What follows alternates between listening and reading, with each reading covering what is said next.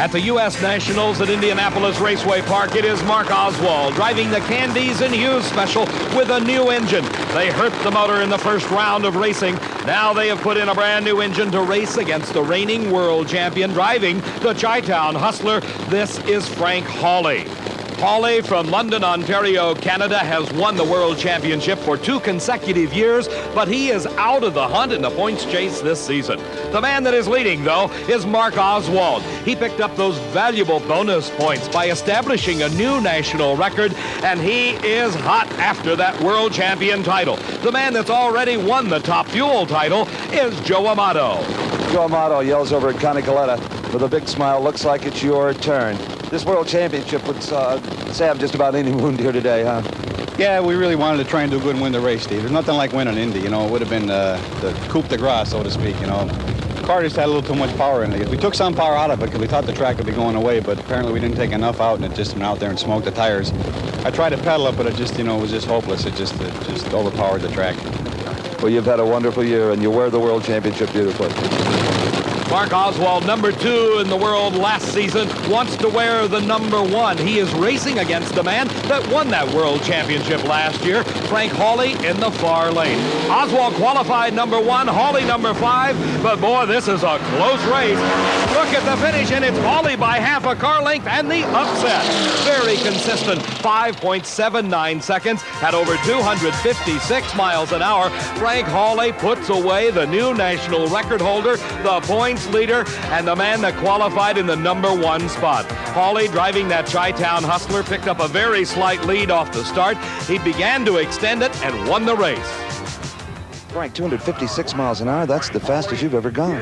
Well, generally we don't run it right to the last light, but when you're racing Mark, my goodness, I saw him about half track and he was in front, and their car always runs fast. Fell off a little bit, and I wasn't taking any chance. I drove it right out the back door, is what they say.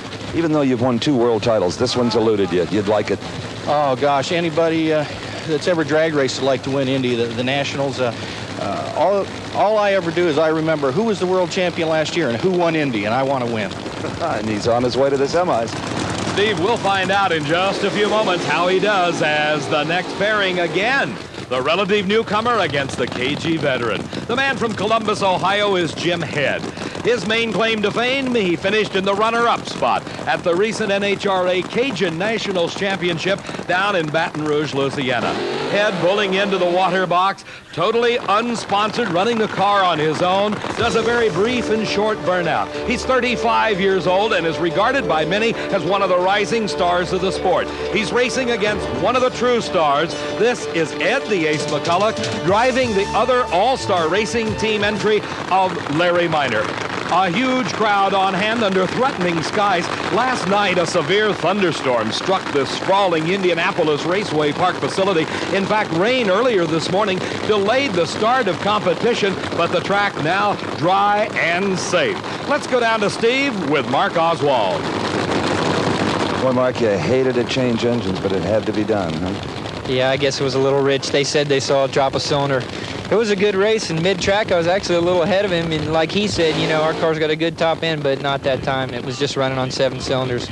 Well, you worked hard and you ran very well, and congratulations on being the quickest driver of all time in this category. Thank you. Mark Oswald holds the national record. He is leading the points chase, but he is very disappointed at his loss in the second round of competition for this prestigious U.S. Nationals title. 2 drivers that are in the thick of the chase. Ed McCulloch in the near lane, Jim Head in the far lane. The burnouts are over. The staging procedure is almost completed, and it's a good start for both drivers.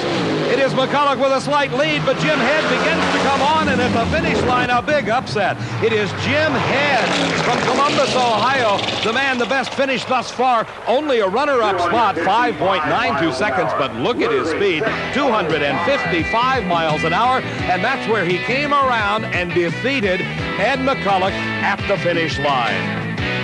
So 2 of the 3 all-star racing team entries of Larry Meyer are out of competition. The only car remaining is the boss himself. Back at the starting line, we're into the burnout procedures as we have more funny cars. These 2,500 horsepower plus fiberglass creations are one of the crowd's favorites, and this is one of the best. Tom the Mongoose McEwen, hailing from Fountain Valley, California. McEwen is regarded by many as one of the premier drivers ever to sit behind the wheel of a championship drag racing car. He's driven them all, from a top fuel dragster to a funny car, you name it. For John Collins, a long and illustrious career for Collins. He calls Long Beach, California home. They're meeting here on the starting line at the U.S. Nationals, the most prestigious race of them all. It was in 1978 that Tom McEwen pulled off the upset of that year as he defeated Don Prudhomme in the finals of Funny Car. The Mongoose would love to repeat this year. John Collins trying to stop him, though. Can it be done? Let's see. Collins up in smoke, and it is McEwen just glued to the asphalt and through the finish line and almost losing control as the parachutes come out. John Collins coasts across the finish line. But for McEwen, a 5.85 seconds at 238 miles an hour. One of the surprise winners has been Jim Head. I can tell you exactly how you won that. A big top-end charge at 255. Well, I thought it was running pretty hard on the high end, and I went around him in the top of high gear, and I didn't see him anymore. I went across the finish line. And that kind of speed doesn't really pay any money, but it tells you got a lot of power there that maybe you could work on the elapsed time with. Well, my race car's been running a lot of speed all year. We run 260 already this year. We run over 258 about 4 or 5 times, and a lot of 255. So hopefully we'll get a little more ET out of it for this race. Yeah, it's going to take better than 590s. Is that what it ran, 590? It's a little slow. Jim Head, knowing he has to improve on his elapsed time performance, but he's already made it into the semifinals. We'll find out how he does in just a short while. Right now, we're down to the last 2 cars in this round of racing. Kenny Bernstein is in the near lane, and his fellow Texan doing the burnout in the far lane is Billy Meyer from Waco, Texas. It was 1 year ago that Kenny Bernstein had one of the greatest 3 weeks in championship drag racing. He won nearly $100,000, culminating that streak with a big win at the U.S. Nationals. His competition is a man that started driving funny cars at the tender age of 16, Billy Meyer.